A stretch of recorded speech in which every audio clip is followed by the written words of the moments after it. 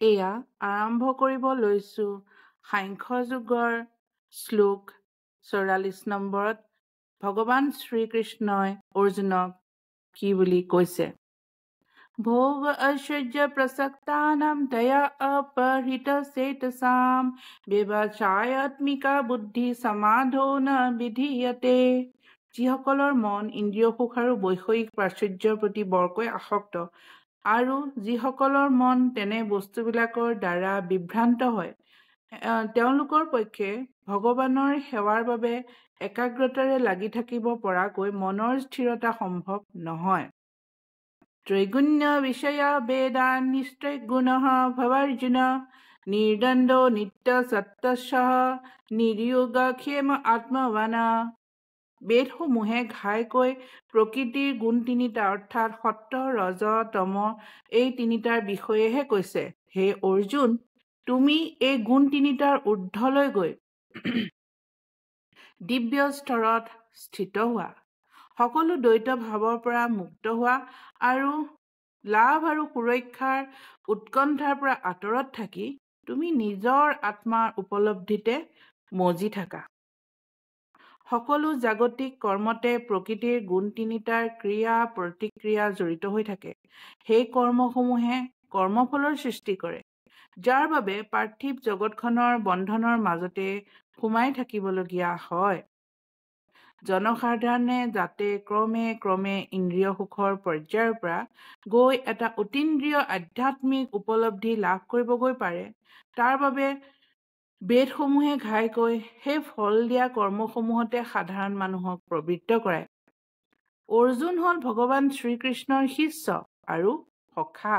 সেয়ে তেওঁক পোনে পোনে এনে উপদেশ দিয়া হৈছে যাতে নিজকে অৰ্জুনে সেই বেদান্ত দৰ্শনৰ অতীন্দ্ৰিয় পাৰমাৰ্থিক স্তৰ এটালৈ লৈ যাব পাৰে। পাৰ্থিৱ জগতৰ সকলো জীৱই প্ৰবল সংঘৰ্ষ কৰি জীয়াই থাকে।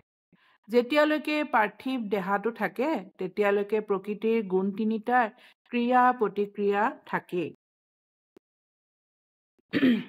সুখ, দুখ, জাৰ, যশ আদি বিপৰীত কথাৰ সন্মুখীন হৈও তাক সহি থাকিবলৈ শিকিলে আৰু এনেদৰে দ্বন্দ্ববিলাকৰ প্ৰতি সহনশীলতাৰ অভ্যাস কৰাৰ মাজেৰে লাভ লোকচানৰ বিষয়ে হ'ব পৰা দুশ্চিন্তাৰ পৰাও আঁতৰত থকা যায়। সম্পূৰ্ণৰূপে কৃষ্ণ ভাৱনামৃতৰ উপলব্ধি কৰি কৃষ্ণৰ ওপৰতে সম্পূৰ্ণৰূপে নিৰ্ভৰশীল হ'বলৈ শিকিলে এনে এটা আধ্যাত্মিক উপলব্ধিৰ স্তৰত উপনীত হ'ব পাৰি। জৱান অৰ্থ উৎপানে সৰ্বত সম্প্লুতদকে তাৱান সৰ্বেষু বেদেষু ব্ৰাহ্মণ্যস্য বিজানতা। যিখিনি কাম এটা সৰু কুঁৱাৰ দ্বাৰা সাধিত হয়, সেইখিনি এটা ডাঙৰ জলাশয়ৰ দ্বাৰা থিতাতে সাধিত হ'ব পাৰে। সেইদৰে যিজনে বেদৰ অন্তৰালত থকা উদ্দেশ্য বুজি পায়, তেওঁৰ ক্ষেত্ৰত বেদৰ সকলো উদ্দেশ্য সহজে চৰিতাৰ্থ হয়। ভগৱান কৃষ্ণক বুজিব পৰাটোৱেই হ'ল সকলো বেদ অধ্যয়নৰ উদ্দেশ্য। গতিকে আত্ম উপলব্ধি মানেই হ'ল কৃষ্ণক আৰু তেওঁৰ সৈতে থকা জীৱৰ নিত্য সম্বন্ধক জনাটো।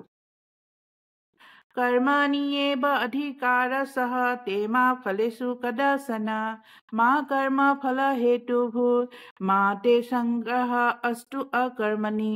কেৱল শাস্ত্ৰবিহিত কৰ্মসমূহ কৰি যোৱাৰ বাবেহে তোমাৰ অধিকাৰ আছে, কিন্তু সেই কৰ্মৰ ফলৰ ওপৰত তোমাৰ অধিকাৰ কেতিয়াও নাথাকে। তুমি কেতিয়াও নিজকে তুমি কৰা কৰ্মসমূহৰ ফলৰ কাৰণ বুলি নাভাবিবা আৰু কেতিয়াও তুমি তোমাৰ কৰ্তব্য নকৰাকৈ থকা অৱস্থাৰ প্ৰতি আসক্ত নহবা।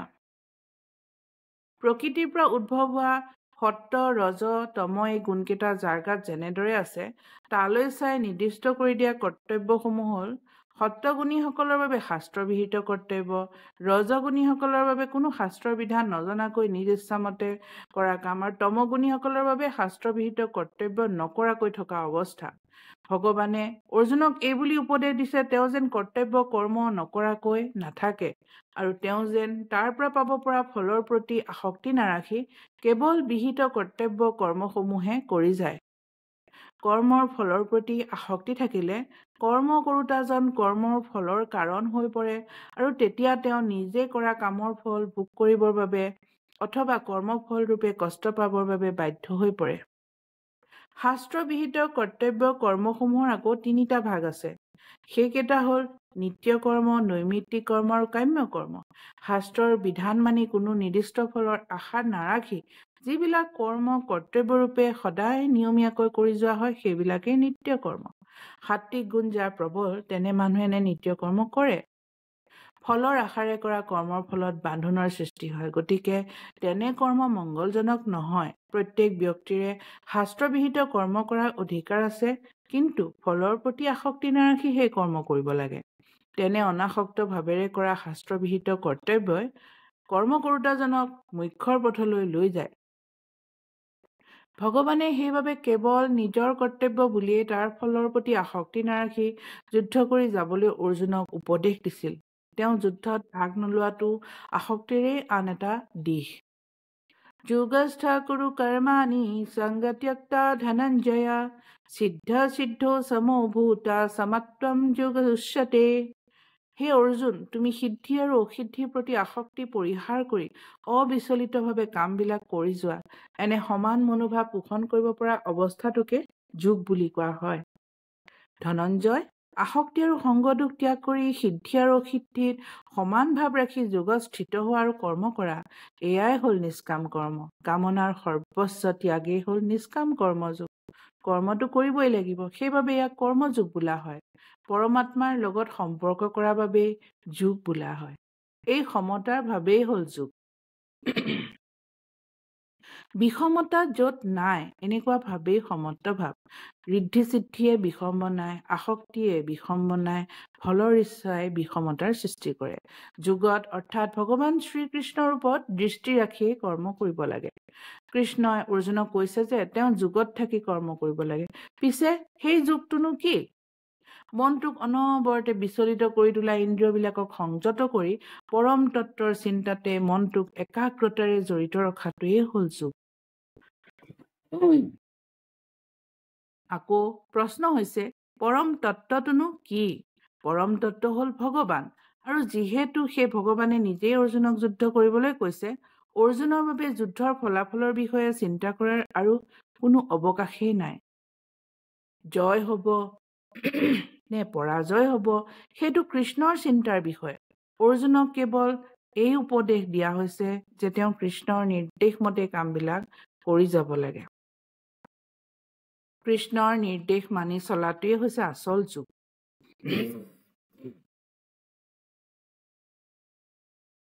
কৃষ্ণ ভাৱনামৃত নামৰ যি প্ৰক্ৰিয়া আছে তাৰ মাজতে এই যোগৰ অভ্যাস কৰা যায়। কেৱল কৃষ্ণ ভাৱনাৰ সহায়তহে যিকোনো এটা বস্তুৰ অধিকাৰী ময়ে বুলি ভাবি থকা অৱস্থাটো ত্যাগ কৰিব পাৰি। এইদৰে নিজকে গৰাকী নহয় বুলি ভাবি কৃষ্ণৰ দাস অথবা কৃষ্ণৰ দাসৰো দাস হৈ পৰিব লাগে। সেইটোৱেই কৃষ্ণ ভাৱনা। কৃষ্ণ ভাৱনা অনুসৰি কৰ্তব্য কৰাৰ বাবে শুদ্ধ পথ, আৰু সেই পথেই যোগত থাকি কৰ্ম কৰাত সহায় কৰে। তুৰে নাহি অৱৰাম কৰ্ম বুদ্ধি যোগাত ধনঞ্জয় বুদ্ধো শৰণম অনিশ্য কৃপণা ফল হেতৱঃ। হে ধনঞ্জয়, কৃষ্ণ ভাৱনাৰে কৰা আধ্যাত্মিক সেৱাৰ সহায়ত আন ঘৃণনীয় কৰ্মসমূহ দূৰতে থাকিবলৈ দিয়া আৰু কৃষ্ণ ভাৱনাৰে নিজকে ভগৱানৰ ওচৰত সঁপি দিয়া। যিসকলে নিজে কৰা কামৰ ফল ভোগ কৰিবলৈ ইচ্ছা কৰে তেওঁলোক কৃপণ।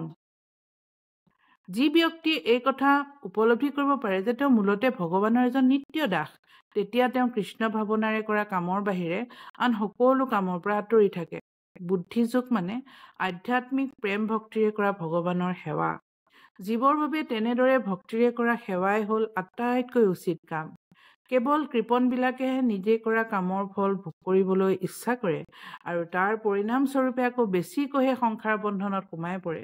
কৃষ্ণ ভাৱনাৰে কৰা কামৰ বাহিৰে বাকী সকলো কামেই ঘৃণনীয়, কাৰণ সেই কামবিলাকৰ ফলত কাম কৰোঁতাজন জন্ম মৃত্যুৰ সংসাৰ চক্ৰৰ লগত আৰু অধিক পৰিমাণে বান্ধ খাই পৰে। গতিকে কোনেও কৰ্মৰ কাৰণ হ'বলৈ ইচ্ছা কৰিব নালাগে। সকলো কাম কৃষ্ণ ভাৱনাৰেই কৰিব লাগে আৰু কৃষ্ণৰ সন্তুষ্টিৰ বাবেই কৰিব লাগে। নিজৰ ভাগ্যৰ বলেৰে বা পৰিশ্ৰমৰ বলেৰে যি ধন সম্পদ লাভ কৰে তাক কিভাৱে কামত লগাব লাগে সেই কথা কৃপণবিলাকে নাজানে। মানুহে নিজৰ সকলো শক্তি কৃষ্ণ ভাৱনাৰে কাম কৰাতে নিয়োগ কৰিব লাগে। সেইদৰেহে জীৱন সাৰ্থক হয়। কৃপণবিলাকৰ দৰে দুৰ্ভগীয়া মানুহবিলাকেও নিজৰ শক্তি সামৰ্থ্য ভগৱানৰ কামত নলগাই অথলে নিয়ায়। বুদ্ধিযুক্ত জাহাতি ভাস উভে সুকৃতে দুষ্কৃতে তস্মাদ যোগায় ইউজস্য যোগ কৰ্ম সুকৌশলম। যিজন মানুহে কেৱল ভক্তিভৰা সেৱাৰ নিমিত্তে কামত প্ৰবৃত্ত হয় তেওঁ এই জন্মতে কৰ্মৰ সকলো ভাল বেয়া ফলৰ পৰা নিষ্কৃতি পাব পাৰে। গতিকে যোগত প্ৰবৃত্ত হ'বলৈ চেষ্টা কৰা। যোগেই হ'ল সকলো কাম কৰাৰ আচল কৌশল। সংসাৰত কৰ্ম কৰাৰ দুটা দৃষ্টিকোণ আছে। মানুহে কৰ্ম কৰিলে তাৰ ফল নিশ্চয় বিচাৰে অথবা ফল নাপালে কৰ্ম কৰিবই নিবিচাৰে। কিন্তু যোগেশ্বৰ শ্ৰীকৃষ্ণই এনে কৰ্মক বন্ধনকাৰী আখ্যা দি আৰাধনাক একমাত্ৰ কৰ্ম বুলি কৈছে। এই অধ্যায়ত তেওঁ কৰ্মৰ নাম মাত্ৰ লৈছে, যিটো হৈছে আৰাধনা। আৰাধনাৰ কাৰণেইটো এই শৰীৰ। আকৌ এই প্ৰশ্ন মনলৈ অহাটো স্বাভাৱিক যে কি সদায় কাম কৰিয়েই থাকিব লাগিব নেকি, নে ইয়াৰ কিবা পৰিণামো ওলাব? পৰৱৰ্তী শ্লোকত এই সম্পৰ্কে ভগৱান শ্ৰীকৃষ্ণই এইদৰে কৈছে, কৰ্মজম বুদ্ধিযুক্তা হি ফলম ত্যক্তা মনীষিণা জন্ম বন্ধ বিনিৰ্মুক্তা পদম গচ্ছন্তি অনাময়ম। ভগৱানৰ প্ৰতি সেৱাৰ মনোভাৱেৰে সকলো কাম কৰি অহা মনীষী বা ভক্তসকলে এই পাৰ্থিৱ জগতখনত কৰা ভাল বেয়া সকলো কৰ্মৰ ফলৰ পৰা নিষ্কৃতি লাভ কৰিব পাৰে। এইবাবেই তেওঁলোকে জন্ম মৃত্যুৰ সংসাৰ চক্ৰৰ পৰা মুক্ত হৈ সকলো দুখৰ পৰা দূৰত থকা পৰম পদ লাভ কৰিব পাৰে, অৰ্থাৎ পৰমেশ্বৰৰ সান্নিধ্যলৈ উভতি যায়। শ্ৰীমদ ভাগৱতমত আছে 10 নম্বৰ অধ্যায়ত আছে, যিজনে ভগৱানৰ চৰণ কমলৰূপী নাওখনৰ আশ্ৰয় লৈছে। যিজন ভগৱান এই মহাজাগতিক প্ৰকাশৰ আশ্ৰয় আৰু মুকুন্দ অৰ্থাৎ মুক্তিদাতা সেই নামেৰে প্ৰখ্যাত, তেওঁৰ দ্বাৰা পাৰ্থিৱ জগতৰূপী এই মহাসমুদ্ৰখন এটা ডামুৰীৰ ভৰিৰ খোজৰ পানীখিনিৰ দৰে পাৰ হ'ব পাৰি। ডামুৰী মানে সৰু পোৱালী গৰু। সৰু পোৱালী গৰুৱে মাটিত যেতিয়া ভৰি দি যায়, তাৰ ভৰিৰ খোজত যিখিনি পানী ৰৈ যায় সিমানখিনি অকণমানি জেগা এটাৰ নিচিনাকে পাৰ হৈ যাব পাৰিব। কোনে পাৰ হৈ যাব পাৰিব? যোনে এই শ্ৰী ভগৱানৰ চৰণ কমলৰূপী নাওখনৰ আশ্ৰয় লয়। তেনে এজন লোকৰ বাবে পৰম পদম বা পাৰ্থিৱ দুখ কষ্টৰ পৰা আঁতৰত থকা বৈকুণ্ঠ ধামহে আচল লক্ষ্য। যি ঠাইত জীৱনৰ প্ৰতি খোজে খোজে বিপদৰ ভয়, তেনে ঠাই তেওঁলোকৰ কাম্য নহয়। অজ্ঞতাৰ ফলত মানুহে এই কথা বুজি নাপায় যে পাৰ্থিৱ জগতখন বৰ দুখৰ ঠাই। ইয়াত প্ৰতি পদে পদে বিপদ। অজ্ঞতাৰ বাবেই কম বুদ্ধিৰ লোকসকলে ফলৰ আশাৰে কাম কৰি কৰি পৰিস্থিতিৰ লগত নিজকে খাপ খুৱাই ল'বলৈ বিচাৰে আৰু ভাবি লয় যে তেওঁলোকে কৰা কামৰ ফলেই তেওঁলোকক সুখী কৰিব। তেওঁলোকে এই কথা বুজি নাপায় যে এই বিশ্ব ব্ৰহ্মাণ্ডৰ কোনো ঠাইতেই কোনো ধৰণৰ পাৰ্থিৱ শৰীৰৰ দ্বাৰা দুখ কষ্ট নোহোৱা জীৱন এটা লাভ কৰিব নোৱাৰি। জন্ম মৃত্যু বুঢ়াকাল বেমাৰ আদি জীৱনৰ কষ্টবিলাক পাৰ্থিৱ জগতৰ সকলো ঠাইতে আছে। কিন্তু যিজনে তেওঁৰ প্ৰকৃত স্বৰূপ উপলব্ধি কৰি এই কথা বুজি পায় যে তেওঁ ভগৱানৰ এজন চিৰকলীয়া সেৱক আৰু ভগৱানৰো স্বৰূপ কি তাক উপলব্ধি কৰিব পাৰে, তেনে এজনে কেৱল ভগৱানৰ প্ৰতি আধ্যাত্মিক অনুৰাগেৰে কৰা সেৱাৰ কামতে নিজকে নিয়োগ কৰে। ফলত য'ত পাৰ্থিৱ কষ্টৰ জীৱনো নাই, কাল আৰু মৃত্যুৰ প্ৰভাৱো নাই, তেনে বৈকুণ্ঠ লোকসমূহত প্ৰৱেশ কৰিবৰ বাবে তেওঁলোকে যোগ্যতা অৰ্জন কৰে। নিজৰ প্ৰকৃত স্বৰূপ বুজি পোৱা মানে ভগৱানৰো মহান স্বৰূপ বুজি পোৱা। যিজনে এই কথা ভুলকৈ ধৰি লয় যে জীৱৰ স্বৰূপ আৰু ভগৱানৰ স্বৰূপ একে স্তৰৰ, তেওঁ অজ্ঞান অন্ধকাৰত বুৰ গৈ থকা বুলি বুজিব লাগিব। আৰু সেইবাবে তেনেলোকে ভগৱানৰ সেৱাৰ কামত নিজকে নিয়োগ কৰিবলৈ ক্ষমতা হেৰুৱাই পেলায়। তেওঁ নিজেই ভগৱান বুলি ভাবি লয় আৰু নিজেই জন্ম মৃত্যুৰ পুনৰাবৃত্তি হোৱাৰ পথ উলিয়াই দিয়ে। কিন্তু যিজনে বুজিব পাৰে যে তেওঁ স্বৰূপাৰ্থত এজন সেৱকহে আৰু সেই জ্ঞানেৰে নিজকে ভগৱানৰ সেৱাত নিযুক্ত কৰি ৰাখে, তেওঁ অচিৰেই বৈকুণ্ঠ লোকলৈ যাবলৈ যোগ্যতা অৰ্জন কৰে। ভগৱানৰ সেৱা বুলি কৰা কামৰ আন নাম হ'ল কৰ্মযোগ বা বুদ্ধিযোগ, বা সহজ কথাত ক'বলৈ হ'লে ভক্তিৰে কৰা ভগৱানৰ সেৱা। यदा ते मोहकलिलं बुद्धि व्यतितरिष्यति तदा गन्तासि निवेदं শ্ৰুতৱস্য শ্ৰুতস্য চ। যেতিয়া তোমাৰ বুদ্ধিয়ে মোহৰূপী গভীৰ অৰণ্য অতিক্ৰম কৰি যাব, তেতিয়া তুমি ইতিমধ্যে যিমান কথা শুনিলা আৰু যিমান শুনিবলৈ বাকী আছে সেই সকলোবিলাকৰ প্ৰতি উদাসীন হৈ পৰিবা। যেতিয়া অলপো মোহ বাছি নাথাকিব, তেতিয়া চিলেক্টিভ হিয়াৰিং হ'ব, অৰ্থাৎ শুনিব লগাটোহে শুনা যাব আৰু শুনিব নলগাটো নুশুনা হৈ যাব। দিনটোৰ 3টা সন্ধ্যা বন্দনা, নিচেই পুৱাতে কৰা স্নান, পিতৃসকলৰ প্ৰতি তৰ্পণ আদি সকলো বেদবিহিত ক্ৰিয়াকৰ্ম কেৱল নতুন ভক্তসকলৰ বাবেহে উপযোগী। কিন্তু যিজনে সম্পূৰ্ণৰূপে কৃষ্ণ ভাৱনা লাভ কৰিছে আৰু কৃষ্ণৰ পাৰমাৰ্থিক সেৱা ভক্তিতেই আত্মনিয়োগ কৰি আছে, তেওঁ এনে শাস্ত্ৰবিহিত কৰ্মসমূহৰ প্ৰতি উদাসীন হৈ পৰে, কিয়নো তেওঁ ইতিমধ্যে এটা সিদ্ধ অৱস্থা লাভ কৰিছেই। কৃষ্ণৰ প্ৰতি কৰা সেৱা ভক্তিৰ বলত উপলব্ধিৰ এটা উচ্চ স্তৰ পোৱাৰ পাছত ভক্তজনৰ বাবে শ্ৰুতিত বিহিত ব্ৰত আৰু যাগযজ্ঞাদি কৰ্মসমূহ কৰাৰ আৰু কোনো প্ৰয়োজন নাথাকে। আৰু আনহাতে যিজনে এই কথা বুজিব পৰা নাই যে বেদৰ উদ্দেশ্য হ'ল কৃষ্ণক লাভ কৰাটোৱে, তেন্তে তেওঁ এনেই এই যাগযজ্ঞাদি কৰ্মসমূহ কৰি থাকি সময়ৰ অপচয় কৰে। শ্ৰুতি বিভি প্ৰতিপন্না তে যদা স্থাস্যতি নিশ্চলা সমাধো অচলা বুদ্ধি তদা যোগম অৱাপ্স্যসি। যেতিয়া তোমাৰ মনটো বেদৰ অলংকাৰপূৰ্ণ উক্তিসমূহৰ দ্বাৰা বিভ্ৰান্ত হোৱাৰ পৰা আঁতৰত থাকি স্থিৰ হৈ পৰিব আৰু সমাধি অৱস্থাত থাকি আত্ম উপলব্ধি লাভ কৰি মনটো অচঞ্চল হৈ পৰিব, তেতিয়াই তুমি দিব্য চেতনা লাভ কৰিব পাৰিবা। সমাধি অৱস্থাত থকা মানে সম্পূৰ্ণভাৱে কৃষ্ণ ভাৱনাৰ উপলব্ধি। আন ভাষাৰে ক'বলৈ গ'লে সম্পূৰ্ণ সমাধিৰ অৱস্থা লাভ কৰা মানে ব্ৰহ্ম, পৰমাত্মা আৰু ভগৱানৰ উপলব্ধি।